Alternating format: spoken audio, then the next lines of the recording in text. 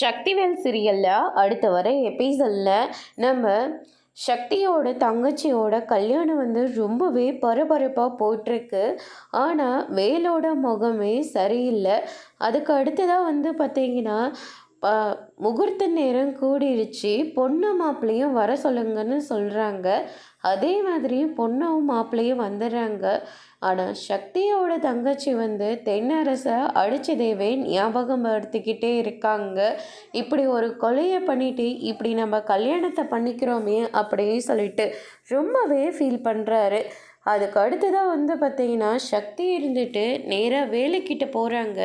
நானும் பார்த்துக்கிட்டே இருக்கேன், நீங்கள் இங்கே வந்ததுலேருந்து உங்களுடைய முகமே சரியில்லை, என்னாச்சு, நீங்கள் ஏதோ பெரிய பிரச்சனையில் மாட்டிக்கிட்டீங்களோன்னு எனக்கு ரொம்ப பயமாக இருக்குது அப்படின்ற மாதிரி கேட்கவும், வேலை இருந்துட்டு அப்படிலாம் எதுவும் இல்லை சக்தி அப்படின்னு சொல்லிட்டு சமாளிக்கிறாங்க.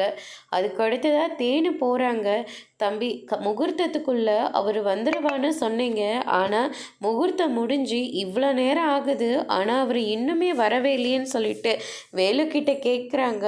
இனியாவது வேலு தேன்கிட்ட உண்மையை சொல்ல போகிறாங்களா இல்லையன்றதை வரப்போகிற எபிசோடில் பார்க்கலாம். தேங்க்யூ.